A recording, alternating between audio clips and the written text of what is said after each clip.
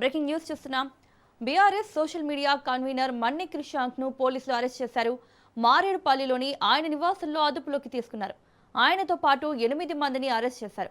మంత్రులు సీతక్క, పొంగులేటి శ్రీనివాసరెడ్డి అక్రమాలను ప్రశ్నించినందుకే తనపై తప్పుడు కేసులు పెడుతున్నారని మండిపడ్డారు. తన భార్యను కూడా రాజకీయాల్లోకి లాగుతున్నారని ధ్వజమెత్తారు. ఇదే అంశానికి సంబంధించి మరిన్ని అప్డేట్స్ మా ప్రతినిధి సైదులు అందిస్తారు. సైదులు,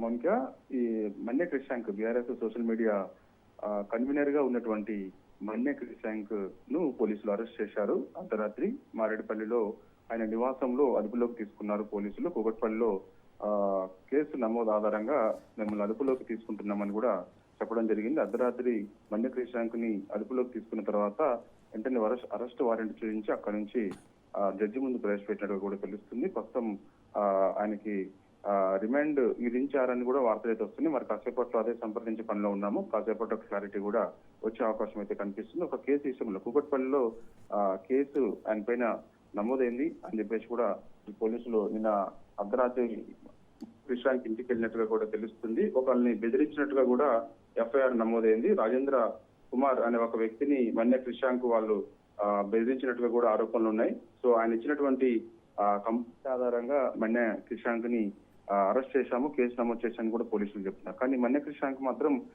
పోలీసులు అదుపులోకి తీసుకున్న తర్వాత ఒక వీడియో, ఆడియో ఆయన రిలీజ్ చేశారు. సో ప్రభుత్వాన్ని ప్రశ్నిస్తున్నందుకే నాపై అక్రమ కేసులు పెడుతున్నారని చెప్పేసి కూడా ఆయన ప్రభుత్వాన్ని ప్రశ్నించారు. ఈ మధ్యకాలంలో సీఎం రేవంత్ రెడ్డి, మంత్రులు పొంగులేటి శ్రీనివాసరెడ్డి, సీతక్క వీరిపైన మంత్రుల్లో జరుగుతున్న అంటే వాళ్ళ శాఖల్లో జరుగుతున్నటువంటి అవినీతిని ప్రశ్నిస్తున్నందుకే నాపైన ఇలాంటి కేసులు పెడుతున్నారు, అన్ని ప్రజలన్నీ కూడా గమనిస్తున్నారని చెప్పేసి కూడా ఒక వీడియో రిలీజ్ చేశారు. కాబట్టి నాపైనే కాదు, నా అనుచరులపైన కేసులు పెడుతున్నారు, నా సతీమణిని కూడా రాజకీయాల్లోకి లాగుతున్నారు, ఇది ఎంతవరకు కరెక్ట్ అని చెప్పేసి కూడా ఆయన ప్రశ్నించారు. ఆయన సోషల్ మీడియాలో ఒక ఫేక్ న్యూస్ సృష్టించి, ఒక పత్రిక పేరుతో సృష్టించి అది వైరల్ చేస్తూ ఉన్నారు. సో ఇట్లా ఎంతవరకు కరెక్ట్ అని చెప్పేసి కూడా ఆయన ప్రభుత్వాన్ని ప్రశ్నిస్తున్నారు. సో ఖచ్చితంగా న్యాయపరంగా అన్ని ఎదుర్కొంటామని కూడా మన్నె క్రిషాంక్ అంటున్నారు. Right Saidu, thank you.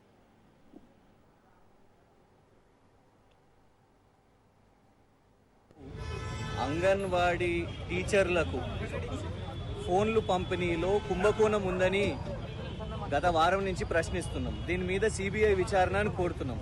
అంతేకాకుండా పొంగులేటి శ్రీనివాసరెడ్డి గారు కోత్వాల్గూడలో రాఘవ కన్స్ట్రక్షన్స్ పేరు మీద ఇల్లీగల్ మైనింగ్, బీఆర్ఎస్ పార్టీ యొక్క ఫ్యాక్ట్ ఫైండింగ్ కమిటీలో భాగంగా ఆర్ఎస్ ప్రవీణ్ కుమార్ గారితో, శ్రవణ్ దాసోజు గారితో, కార్తిక్ రెడ్డి గారితో నేను కూడా వెళ్ళినందుకు ఇవాళ ఈ దుష్ప్రచారం చేస్తున్నారు, తప్పుడు కేసులు వేస్తున్నారు. కానీ ప్రభుత్వాన్ని ఒకటే అంటున్నాం, నా సతీమణిని ఎందుకు రాజకీయాల్లో లాగుతున్నారు, ఇలాంటి తప్పుడు కేసులు పెడుతున్నారు, డెఫినెట్ గా ఎదుర్కొంటాం, ఈ ప్రభుత్వాన్ని ఎదుర్కొంటాము. మంత్రి సీతక్క గారు